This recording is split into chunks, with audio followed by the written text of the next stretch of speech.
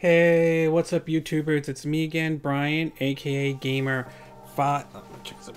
Oh, yeah, okay, sorry. 55551, and I am back with a My 2 Cent Switch/gaming video for this week, from April 1st to April 6th. And I will give my thoughts on several stories that caught my attention and give you my thoughts and my opinions. And we got 9 stories to talk about. Yeah, certainly a lot too. Originally, I was going to cover the Anthem one, but these two recently popped up, and I decided I'm going to save the Anthem one for my next video, which is going to probably be a video review, and I'll leave it to what my thoughts about it. And let's just say, from what's been coming out, that looks like it could be pretty damaging to BioWare and EA, but I will save that for that other part. So why don't we get started with this week's My 2 Cent, and we'll start with our first one, and this has to do with the game Code Vein, or V-E-I-N. Excuse me. Now, this game, there has been some gameplay and some footage showed off over the last couple, I think couple of months and so forth, before it was supposed to come out on September 2018. And basically the game was pitched as sort of like a anime Souls-like type of a game from Bandai Namco. Now, like I said, originally it was supposed to come out, I believe, in September 2018, but the game has sort of been delayed ever since, and since then we haven't heard much from it, at least as far as I'm aware of. Perhaps they're saving something for E3 or anything like that, but until then it looks like we won't be hearing anything, at least for now. However, a recent rumor has popped up regarding the possibility that Code Vein could come to the Nintendo Switch, although some have speculated that it's been a typo or a mistake, but come to your conclusion on that one though. From an article from a place called GamePure, G-A-M-E-P-U-R-E. Again, links will be in the description if you want to check that out. They are reporting though that Code Vein has been missing for quite a while now, and there's apparently no reason for that outside of technical issues. Back in the day, Bandai Namco claimed quite ironically that the game was being delayed because it was so good that it deserved something more. Here's a statement from the publisher though. Code Vein has received an enormous amount of positive feedback. Armed with knowledge of how well the game has already been received, we made a decision to postpone the release of Code Vein to further redefine its gameplay in an effort to exceed the expectation fans already had for the title, although I wouldn't be surprised if most of it is basically technical issues though. Indeed, the game was originally stated for the middle of last year when it was rescheduled for a 2019 release window.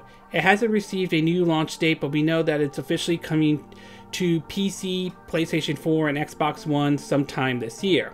But it looks like Bandai Namco has taken the additional time to introduce another platform to the lot, Nintendo Switch.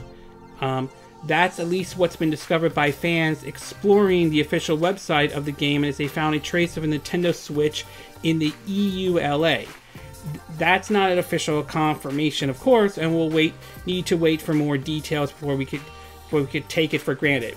Surely enough, Nintendo Switch popularity among gamers could help the title to get the support it requires in terms of sales, and it doesn't look so technically demanding. We'll wait to see if the rumors get confirmed or whether it was just a mistake by people who handle the Code Vein website. And as I said earlier, there are some that are claiming that this was a typo, but so far Bandai Namco hasn't said anything at this time. That said though, I think this game could be a perfect fit for the Nintendo Switch, because I think the style and all that stuff could play very well, and given the Switch's popularity, I think it would be foolish for them to miss out on an opportunity to bring this game over to the Nintendo Switch.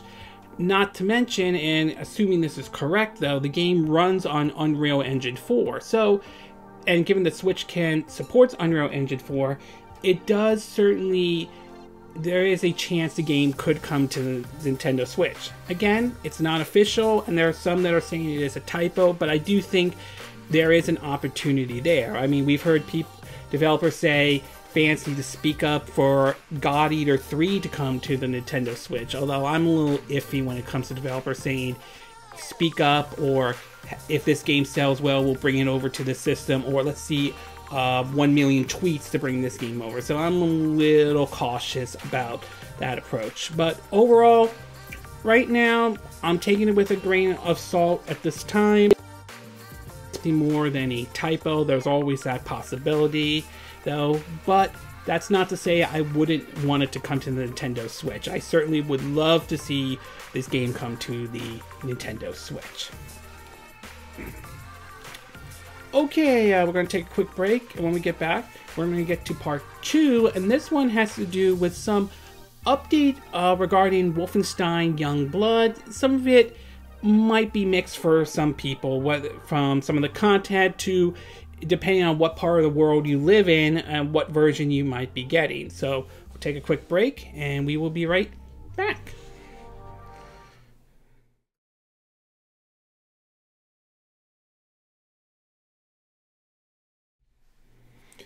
Okay, and we are back with part 2 of our My Two Set video, and for this one we're going to be talking about Wolfenstein Youngblood. And not only does this apply to the Switch version of the game, but it's going to pretty much apply to every version, PS4, Xbox One, PC as well. Now, Wolfenstein Youngblood along with Doom Eternal are two of the FPS shooters I am definitely looking forward to that is coming out this year from Bethesda, though. Most likely I'm leaning towards the Switch version, being more of a Nintendo fan that I am, and the fact that the games are coming to the Nintendo Switch. Yes, I'm aware they're not going to look anywhere nearly as good as, say, the PS4, Xbox One, or PC version, but I won't deny the fact the idea of playing Wolfenstein Youngblood and Doom Eternal on the go is something that's very tempting, even if the game runs at 720p, 30 frames per second. And I'm aware about Bethesda doesn't exactly have the greatest reputation, maybe not on the level of EA, but after what happened with Fallout 76, yeah, I can see why people are still bitter and sour to them, especially the way they handled that situation. Well, a couple information recently came out about Wolfenstein Youngblood that, well, may or may not exactly appeal, may not make everyone happy about. Some may not see it as a big deal, but others might consider it a big deal. And this has to do with a FAQ Bethesda recently put out regarding questions about Wolfenstein Youngblood. Some of the things that came out were about the whole buddy pass system and everything else about in terms of price point. But two things that popped up was recently, one has to do with the microtransaction, and the other one has to do with the fact that it looks as though the game will be censored, at least certain parts will be censored in Germany. According to Nintendo Soup, they've looked down at all of the FAQs, but here's what they're saying. Bethesda has put up a long FAQ page for the upcoming co-op game Wolfenstein Youngblood, coming to Nintendo Switch on July 26, 2019, along with obviously the PS4, Xbox One, and PC version. In this day and age, microtransactions and loot boxes are a very touchy topic in the video game industry. So Bethesda has set out to clarify whether they exist in the game. Although loot boxes do not exist, microtransactions do, only in the form of cosmetic items. Items other than cosmetics can be purchased with in-game currencies earned in Wolfenstein Youngblood. And they mention that in the FAQ. They say yes, but for cosmetic only. Most in-game store offerings will be available for purchase via currency earned through gameplay. When asked about loot boxes, they're saying Wolfenstein Youngblood's in-game stores will not contain loot boxes.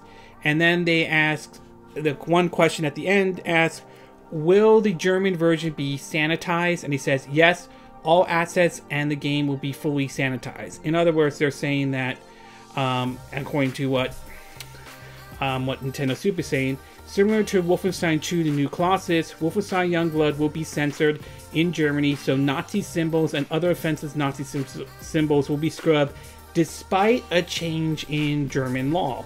And what they mean by that, at least according to what Nintendo Soup has reported, it says that they're saying, and this was written 8 months ago, and it says, since 1994, Germany bans video games that contains unconstitutional symbols such as Nazi logo and Nazi leader Adolf Hitler. The game first affected by this ban is Wolfenstein 3D. In a shocking turn of events, USK, the German video game rating board, will now rate games that have symbols on a case-by-case basis. Previously, games that contain Nazi symbols will be refused by the USK. This means from now on, gamers living in Germany might be able to play future Wolfenstein games without any censorship as long as Nazism isn't glorified. One example is a game affected by this is Wolfenstein 2 The New Colossus. The German version features Hitler without the mustache and the absence of the Nazi symbol. So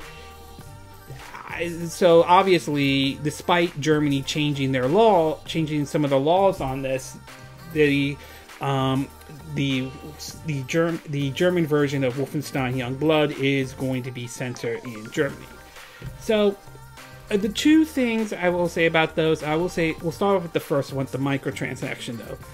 While it's nice to hear that it's cosmetic only, I can see why some people might be upset about this and may be concerning, because we've heard the argument it's just cosmetics, and we've seen how cases where some games have gone beyond just cosmetics.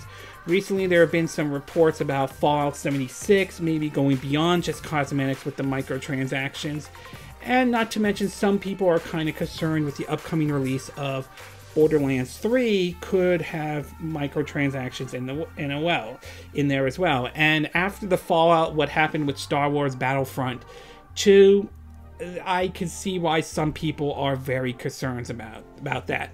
We'll have to wait and see what but I understand why people are very concerned about this. As for the decision to censor the game in Germany, despite the recent change in the laws, I'm kind of mixed on this one as well. First of all, I'm glad that Germany changed their law on this one, and now they're going to, in terms of seeing the Nazi symbol like in a video game and so forth. And while I understand it's their laws, and I understand Bethesda and the developers can decide whether they want to do this or not, though, I just think that I don't think they should censor it, though. I mean, to me, that's like saying we're going to do an American Civil War game, but we're not going to show any symbol of the Confederacy or the Confederate flag or anything like that. So, I mean, since what the game is designed for, I just think it's ridiculous for them to censor the Nazi symbol or censor Adolf Hitler or remove the mustache. Look, I'm aware of what the Nazis did, okay? I've studied World War II and so forth. I'm fully aware about the Holocaust, the concentration camps, and so forth, okay? And don't get me wrong, to me, the Holocaust shouldn't be forgotten under any circumstances, though. But I think this is kind of ridiculous, though. To do a Wolfenstein game that's about the whole theme of beating the Nazis and all that stuff and not show the symbols, I just think it's ridiculous, though. I mean, I understand it's their game. They could choose if they want to do it, though. But I don't agree with their decision to censor Wolfenstein Youngblood, censor the Nazi symbols or the mustache that Adolf Hitler had, despite the fact that Germany has recently changed their laws on this. So, overall, I understand it's the developer's decision. I understand Germany's laws, and they can decide if they want to do this or not, though. But I just don't, and from my perspective at least, I just don't agree with that decision at all. Okay, we're going to take a quick break, and when we get back, we're going to get to part 3, and this one has to do with the upcoming Switch version of Bloodstained Ritual of the Night, and how some of the preview build at PAX certainly has left sort of a bad taste in some people's mouth, and has worried some people, to be exact. So we'll take a quick break, and we will be right back.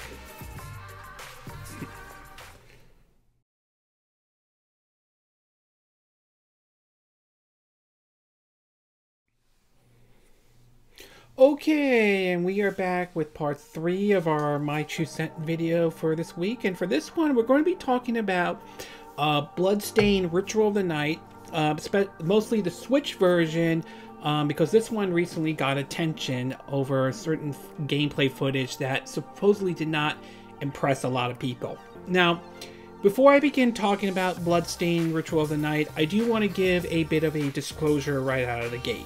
And that disclosure is, I am one of the folks that did back Bloodstained Ritual of the Night when it was first announced on Kickstarter, I believe, back in 2015.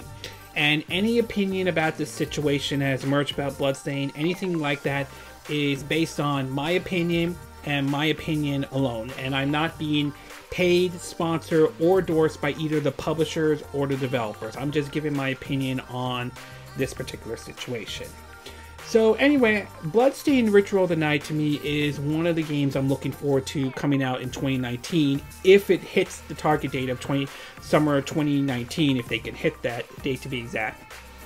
And it is certainly a game I am looking forward to trying out, especially last year when they released Bloodstained Curse of the Moon, which acted more like a spiritual successor to the old Castlevania games, Sympathy of the Night, more like Castlevania like 1 or Castlevania 3 or Super Castlevania to be exact. And it was a good game, especially on the Nintendo Switch to be exact.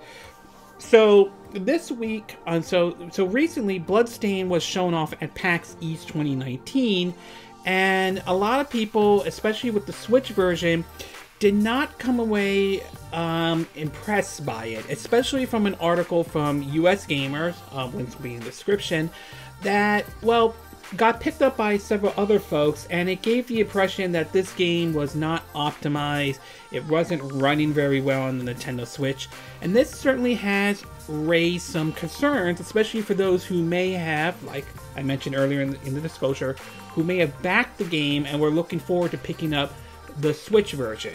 Now, supposedly the publisher 505 Games recently responded to this. So, in an article from US Gamers, they are basically saying that, quote, some PAX 2019 attendees, including myself, played the Nintendo Switch version of Bloodstained Ritual of the Night, and came away disappointed at how choppy and unpolished the game seems to be. Since I previewed the build along Nintendo staff, I visited Bloodstained's publishers 505 Games and said, "Say folks, what gives?" He writes out that might be a paragraph, might be paraphrase. The 505 representative I talked to said I should assert my fears because the Switch port of Bloodstained they show still had a lot of optimization to go through. The build I play is a long way from being done, and the final product should run more closely to the optimized PC build, though. So now, before I begin giving my conclusion, I do want to say that while I understand some people's concerns, I do want to say that at this time, at least at this very moment, there's no indication that Bloodstained, or the Switch version of Bloodstained Ritual of the Night, is going to be like a WWE 2K18 situation where the Switch version ran, and pardon my language on this, piss poor, to the point that they had to release patch after patch that didn't even solve the problem. Or a Mighty No. 9 situation where the developer, where obviously you know a whole little story about that one, where wanted to create a media empire and lost focus, and well, we all saw how Mighty No. 9 turned out to be.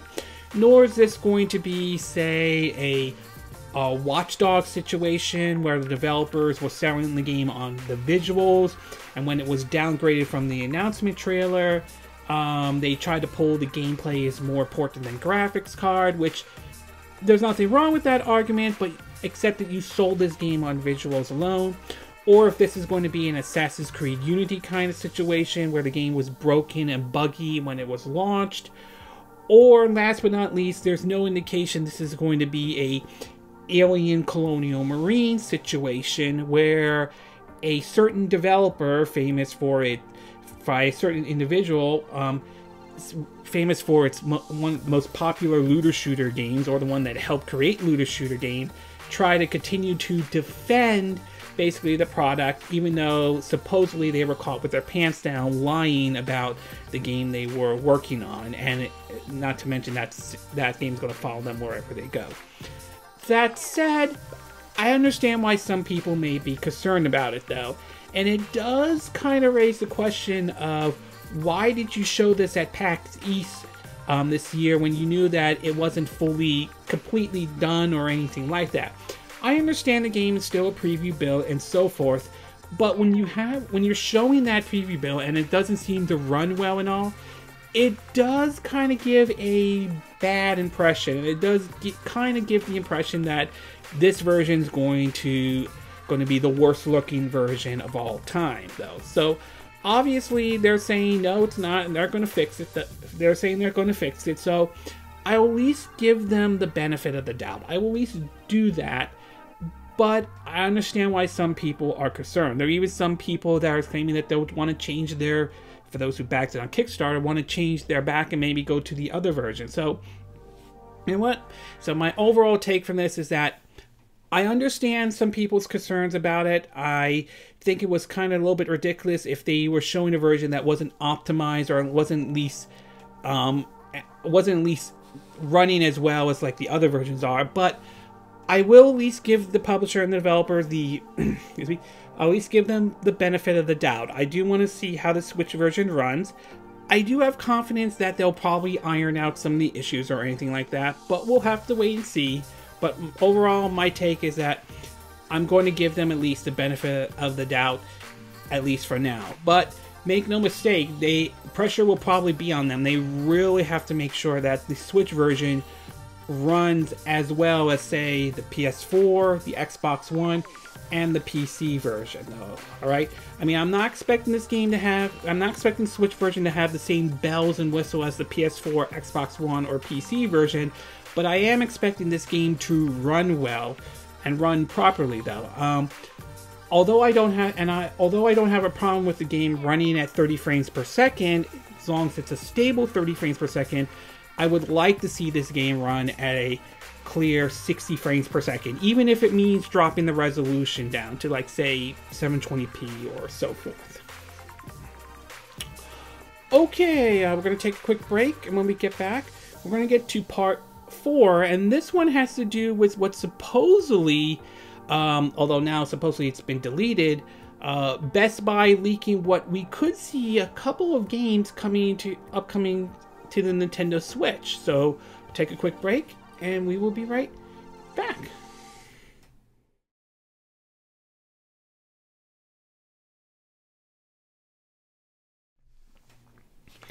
Okay, and we are back with part 4 of our My 2 Cent video, and for this one, excuse me, for this one we're going to be taking a look at supposedly a leak that Best Buy may have put out of possibly 3 upcoming games that could be coming to the Nintendo Switch if these leaks turn out to be true or anything like that. Now, this certainly got attention of a lot of people because lately we've seen companies like Best Buy and Walmart leak out games that on their list or basically on their computers of what could be coming to, you know, like the Nintendo Switch or other systems, although sometimes those could be just simply typos or mistakes and all. But this one certainly has caught some people's attention, especially before this came out. There were rumors about Persona 5 Switch supposedly going under the name of Persona 5S, which supposedly Alt.to is going to talk about this on, I think, April 25th, if I'm saying the name correctly. And following that story, this sort of came out with the Best Buy thing. So according to what Destructoid is saying, links will be in the description, they're saying in today's issue of Wild Speculations Weekly, it has been discovered that Best Buy has listed in their employee database for 3 Switch bombshells: Persona 5, Zelda Link to the Past, and Metroid Prime Trilogy. On one end of the spectrum, this sort of thing points to an upcoming Nintendo Direct, and there's been rumors that we could be seeing a Direct in April, though whether that's true or not remains to be seen, which shows off Persona 5 Joker in Super Smash Bros. Ultimate, then hypes up with Persona 5 Switch announcement. That would make a whole lot of sense, according to what the writer, right? On the other hand, these could be placeholders for something else. Persona 5 Switch could be the upcoming Persona 5 game, even if Persona 5 on Switch makes sense. Link's Awakening could be a download code or something, or an error entry, or pre-confirming that the Switch Online suite will add Super NES games, and this will be among the first. And the Metroid Prime trilogy, who knows what happens with that and that entire sub-series after the development shakeup. As from some of you may have been aware, Metroid Prime 4 supposedly is being restarted in terms of development, and Retro Studio will be handling it this time. But if the Wii and Wii U can handle it, so can the Switch. It's worth pointing out that they updated the article, and according to them, they're saying, according to sources, Best Buy has delisted the products in question from the system. As folks who work with the company point out, this could mean either the retailer jumped the gun, or that Best Buy was given incorrect information, or even still, Nintendo should have told them that these SKUs were confidential. Either way, this seems like an E3 sort of thing beyond the possibility of a Nintendo Direct between now and mid-June. So I do think it's worth pointing out, I do think what they're saying is correct, though, that this could be a mistake. That is a possibility, but it could be true after all. Some of it could be believable. I mean, the whole rumor about Persona 5 coming to the Switch has gone back and forth and back and forth. And with the supposedly upcoming event, if this is true, about an April 25th about Persona 5S, it's possible that could be talking about the Nintendo Switch version if it does exist. I mean, again, it may not be the Switch version at all, but we'll have to wait and see. The other two, A Link to a Past, while it is possible, it could have something to do with probably bringing Super Nintendo games to their Switch Online, part of the Switch Online service. It's possible this could also be a typo, and it could be meaning the Link's Awakening, but we'll have to wait and see on that one. The Metroid Prime trilogy one, it's possible. There have been rumors about that game has already been done and all that stuff, and I think it would make sense for Nintendo to possibly release, if the game does exist, if they have completed a Switch version of it, to release that one on the Nintendo Switch to keep people occupied as they wait for Metroid Prime 4. I mean, already we have Bayonetta 1 and 2 already out on Nintendo Switch, and then supposedly that's keeping people occupied while Bayonetta 3 is in development. Hopefully that game's going along just fine. So overall, my take on this one is that right now I'm taking it with a grain of salt at this time, but I wouldn't be surprised if some of these games that was listed on this Best Buy on their site before taking it down turn out to be true. I'm leaning towards a little bit that some of this could be true, but nevertheless, I'm still taking it with a grain of salt, no matter what. Okay, we're going to take a quick break, and when we get back, we're going to get to part 5, and this one has to do with Rage.to, on whether or not it could be coming to the Nintendo Switch, and unfortunately, there may not be great news about that. So we'll take a quick break, and we will be right back.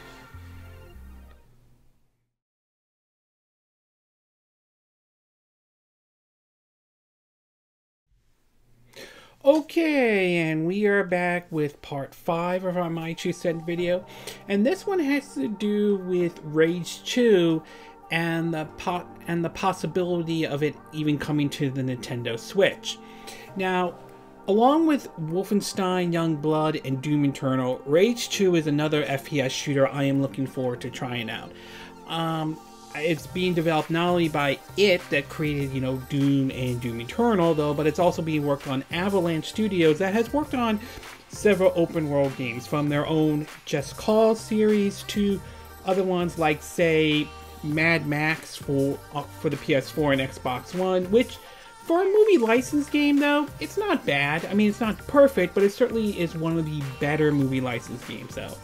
Well, ever since Rage.to was announced, there's always been questions of whether it will come to the Nintendo Switch or not. And developers have kind of given some response. They're claiming that they're looking into it and all. Well, they certainly have given a new response to it though, but it does give the impression, or at least the way I'm reading it though, that it doesn't sound like that it may be coming to the Nintendo Switch. It sounds like it may not come at all. From several articles, this one's from DualShock, link will be in the description. It says, quote, Rage.to is an open world shooter with RPG elements, tons of unique weapons, and vibrant and violent world and big explosion. Surely, to perform at the same level as other id softwares like Doom and Wolfenstein 2 The New Colossus, the hardware has to be capable of doing so, which does not seem to be the case for the Nintendo Switch.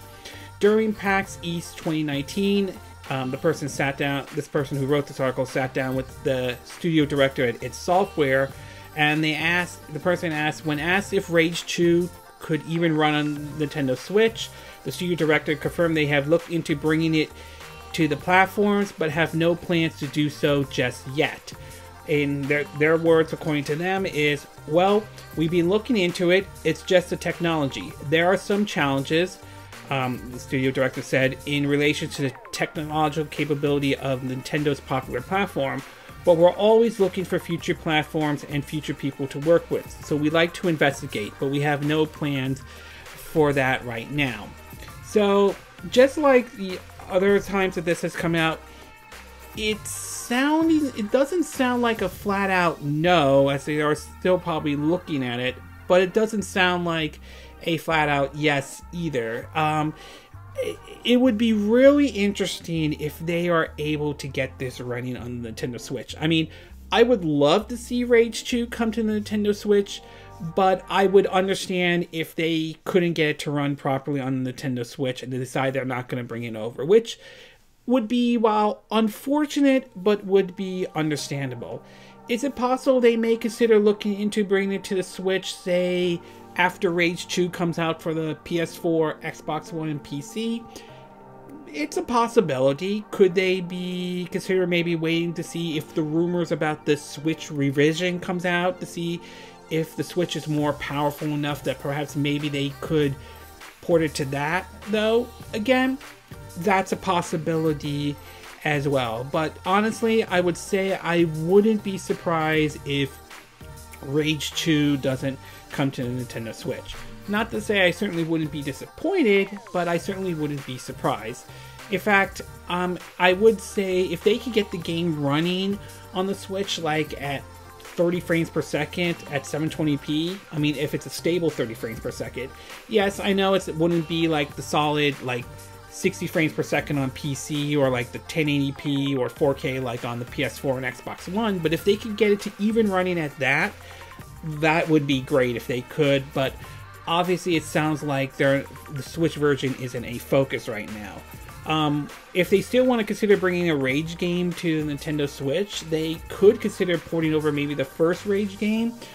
Or a possible scenario they could consider is maybe developing a brand new Rage game set between Rage 1 and Rage 2, designed exclusively for the Nintendo Switch. Again, it's a possible option. I'm not saying they're going to do this, but it certainly is one possible avenue they could take.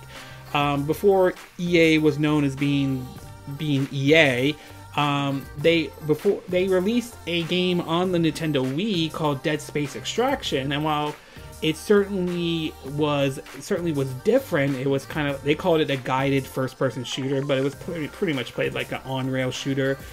That was originally released for the Wii, and it was basically acted as a prequel to the events of the first Dead Space. So it's possible they could consider maybe developing a Rage game designed specifically for the Switch that maybe that takes place after the first event of Rage, but before Rage 2. So we'll have to wait and see. But right now, overall, right now they're saying they're not saying a flat out no. I wouldn't be surprised if they say, yeah, we looked into it, we can't bring the game over to the Nintendo Switch. Again, I would be disappointed, but I wouldn't exactly be shocked by this news. Okay, we're going to take a quick break, and when we get back, we're going to get to part 6. Put that up right there. And this has to do with a upcoming game from Game Freak called Giga Wrecker Alt that supposedly is seeing a delay. So we'll take a quick break, and we will be right back.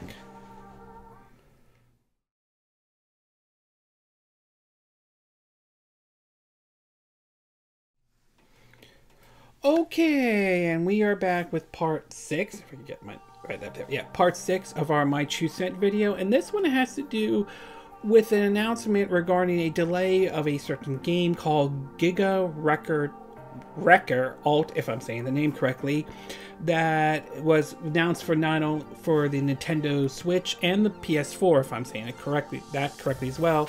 That originally was a Steam release though.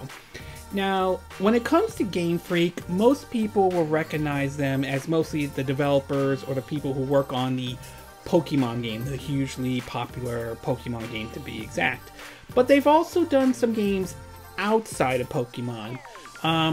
Some games I've seen were like, one I remember was, I think, the Game Boy Advance release called Drill Dozen, if I'm saying that name correctly though, and that was an interesting game to play on the Game Boy Advance when it came out. And I think there was another one called, again, I apologize if I'm saying the name incorrectly on this one. I think it was Timbo or something like that, the Badass Elephant or something like that. I remember that was released back on the PS4. So it was interesting to see them working on this game called Giga Wrecker Alt. And based on what I've seen so far, it looks kind of interesting though. From what I understand, it supposedly is a puzzle game with a Metroidvania style gameplay, and I am someone who enjoys Metroidvania style games. However, there seems to be the game may have been hit with a delay, but it's both good news and bad news on this. From an article from Nintendo Life, link in the description, they are reading, quote, after the Taiwan Digital Game Rating Committee revealed Giga Wrecker Alt would be released on the Switch, it was then confirmed by Game Freak development title would be arriving on Nintendo's hybrid console on May 2nd, 2019. Unfortunately, due to various situations, the publisher Rising Star Game has now delayed the release of the game in Japan. Instead of it launching next month in the region, it will be arriving late in 2019. However, Rising Star Game has reached out to us to point out that the Western release of the game remains unaffected. It will still arrive on May 2nd outside of Japan.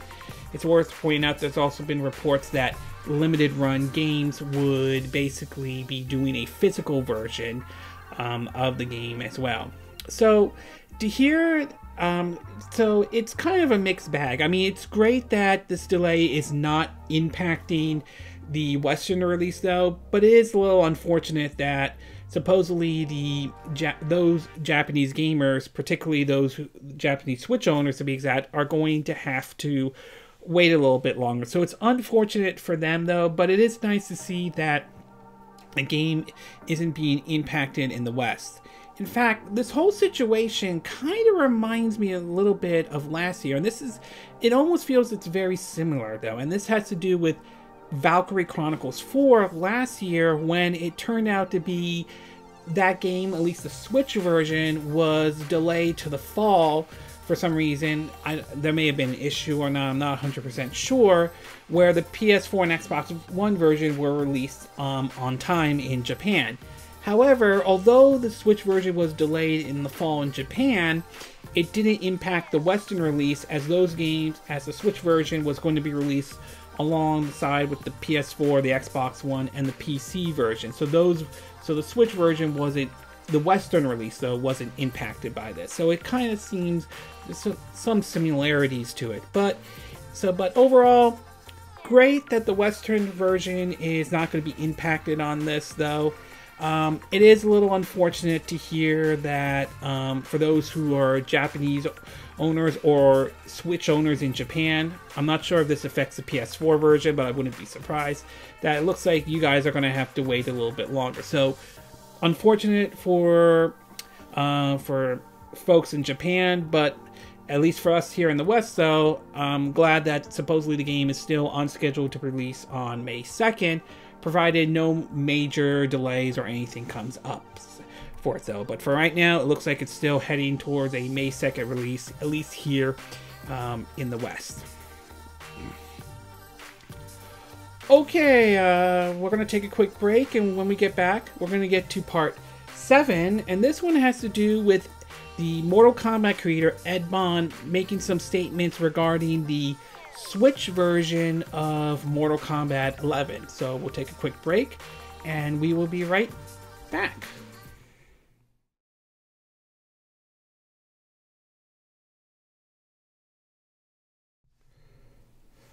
Okay, and we are back with part, if I get this up there, wrong hand. Okay, part 7 of our My Two Cent video, and this one has to do with the Switch version of Mortal Kombat 11. Now, ever since Mortal Kombat 11 was announced for not only PS4, Xbox One, and PC, but also for the Nintendo Switch, and the Switch version has kind of remained somewhat of a mystery for some people, as if we don't know how the game will run, and everything and so forth, though, other than we know who's working on the Switch port, to be exact. Not to mention, we also learned that the game will also run on Unreal Engine 3, not Unreal Engine 4. So it was kind of interesting to hear when GameXplain took a look at the Switch version of Mortal Kombat 11. They talked about how the game actually ran well at 60 frames per second. However, they weren't able to show any footage or anything like that. Well, Ed Boon came out and made some statements regarding the Switch version during basically what is Game Informer's rapid fire interview, and he answered questions regarding the Switch version, to be exact. In an article from Game Informer that they picked, from Nintendo Life, link will be in the description, that they picked up from Game Informer, here's what he had to say. During a rapid-fire interview with Game Informer, Boon reassured fans that the game would run at 60 frames per second on the hybrid console, on a hybrid device, and certainly wouldn't be 30 frames per second or contain blurry background. He reinforced this by saying that the Nintendo version is looking great and says it's Mortal Kombat 11 through and through.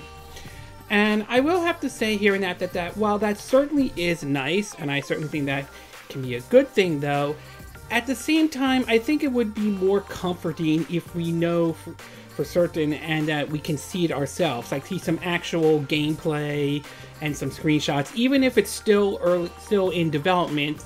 Seeing that would at least be comforting for some people who are thinking about picking up the Switch version, because not showing any gameplay or anything like that, it almost gives the impression that this would be another WWE 2K18 kind of situation. So we don't know for certain if that's going to be the case.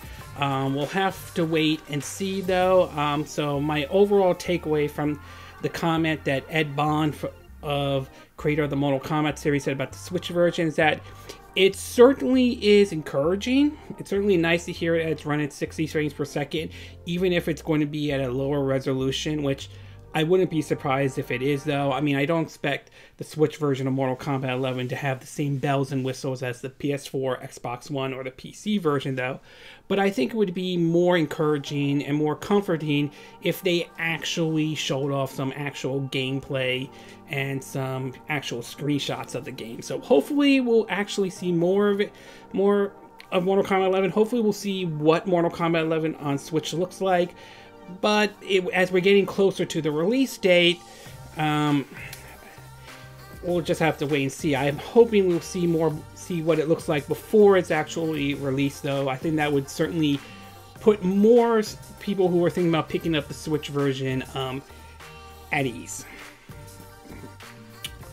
Okay, we're going to take a quick break, and when we get back, we're going to get to part, let's see, right here. Yeah, no, okay. Shit, I'm doing this wrong. Get to it, right, here we go. Part 8, and this one has to do with Starlink, and it's, well, not so great news about it. So we'll take a quick break, and we will be right back.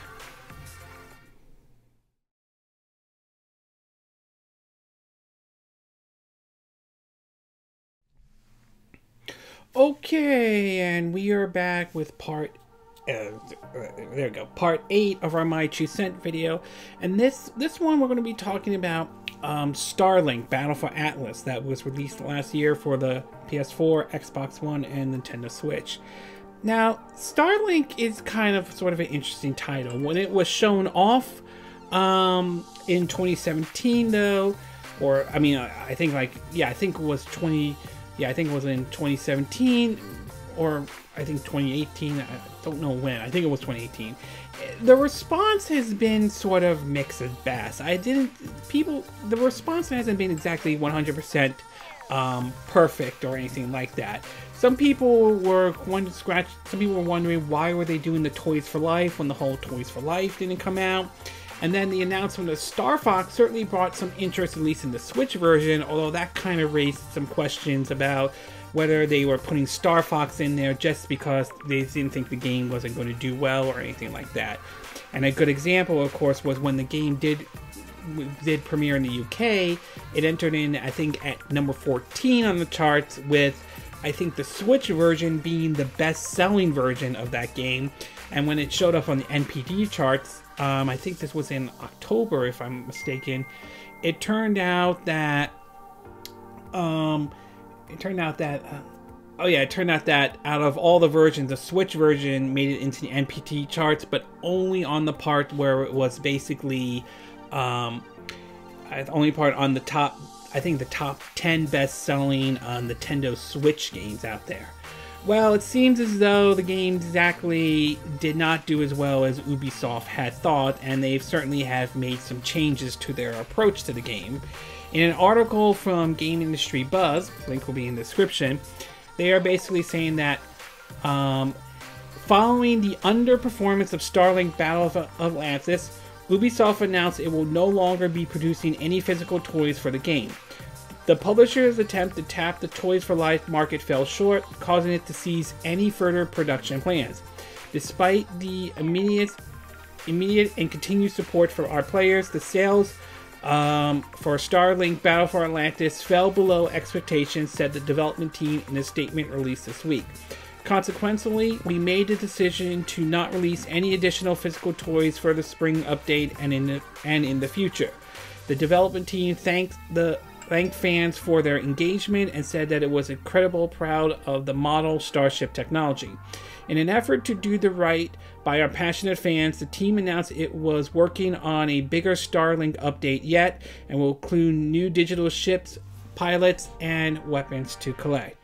So it doesn't seem like Ubisoft is going to be completely abandoning the game, but it looks like, though, that they are abandoning at least the Toys for Life concept. And honestly, I'm kind of not surprised by that at all. I mean, I think a lot of us saw the writing on the walls with the Toys for Life part, because Disney Infinite and all that stuff were pretty much abandoned. Other than amiibos that are still doing well at the very least, the Toys for Life concept really has died out very quickly. So it is very unfortunate, but I think a lot of us saw this coming. And it's really sad to see a new IP really not do as well as Ubisoft had thought it would do. But at the very least, it sounds like they will continue to support the game, though, with updates and so forth. And there's many that think that they will push this into the whole games as a service, which, yeah, I can see why some people are a little iffy about that. So overall, sucks that the Toys for Life concept is being abandoned for Starlink Battle of Atlas, but it's not entirely shocking that they are doing that and so forth, though. So hopefully, maybe we'll see a sequel at some point, but they'll pretty much without the Toys for Life part, though. And I still kind of wonder, especially with the Switch version selling so well, I do wonder if had Star Fox not been in this game, though, would the game have done well even without Star Fox? So somewhat disappointed to see the game didn't sell so well, but not entirely shocked by this news. Okay, we're going to take a quick break, and when we get back, we're going to get to part 9, and this one has to do with a surprise announcement this week, or that was made earlier, about Nintendo Labo VR, and it's going to get two it's going to get 2 games for it, but through an update. And this one kind of surprised some people. So we'll take a quick break, and we will be right back.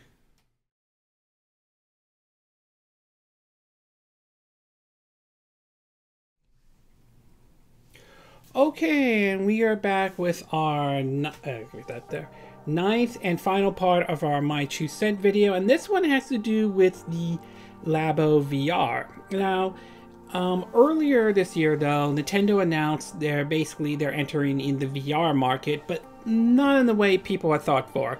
They decided to bring out what is now known as Nintendo Labo VR. You know, the Labo set that was released last year. It's sort of the idea of being, you know, again, it's something that's designed for kids or kids in heart. It's sort of like you assemble them together and you like hook the Nintendo Switch up to them and all that stuff. I mean, it's an interesting idea, though. It doesn't interest me as much, but obviously it will interest some people, and there are some people who liked it, and they said like it sold very well, even though it didn't really reach up high in the charts, though. Well, earlier this year, as I said, they announced that they were bringing over VR through their new Labo kit, though.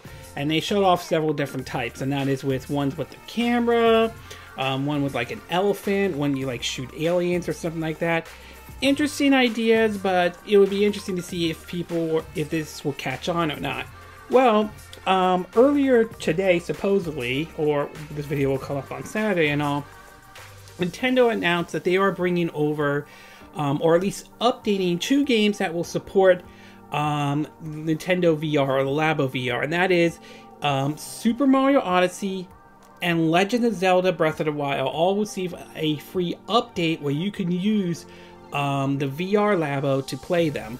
In an article from Game Radar, it reads, quote, "So far, Nintendo's Labo VR hasn't wowed us over with its DIY approach to one of the hottest trending gaming right now.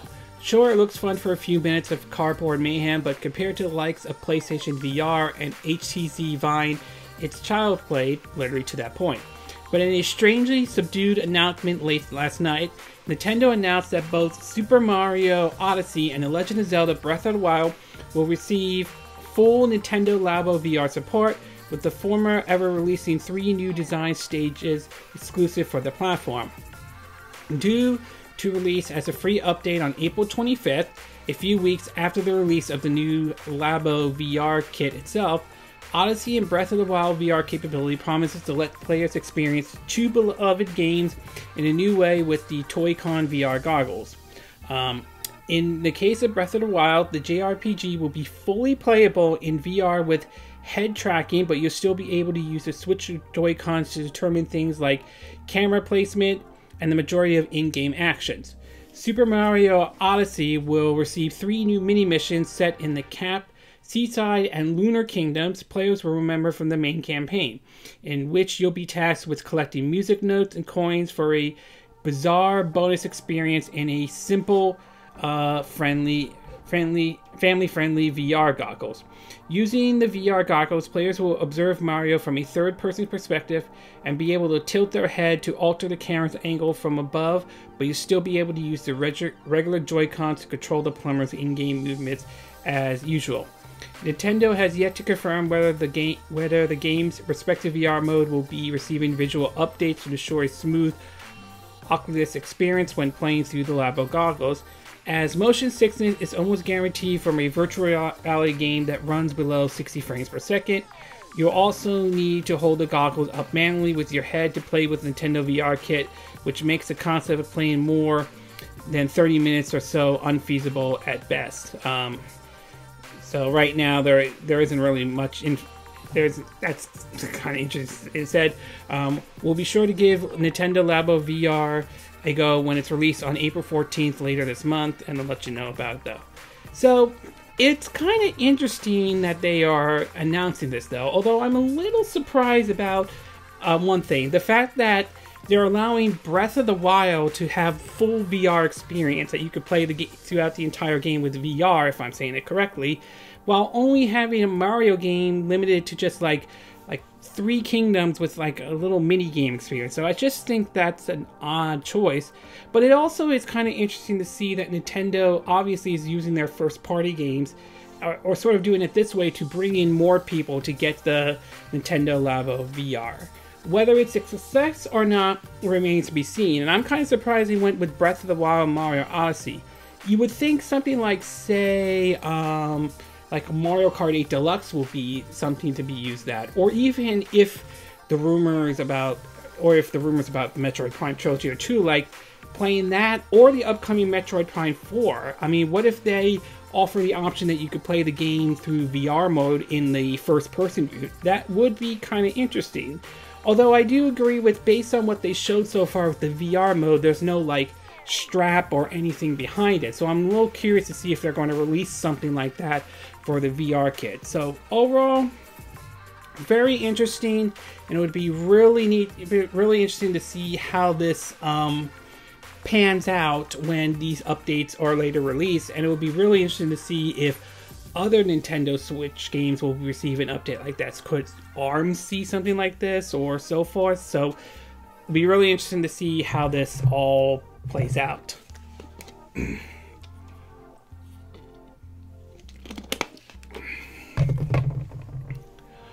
Okay, this concludes this My 2 Cent video for this week. And again, these are my opinion. What are yours? What are your thoughts about this Code Vein rumor about it possibly coming to the Nintendo Switch? Do you think this rumor is true? Or do you think it's most likely it's false and this was just nothing more than a typo?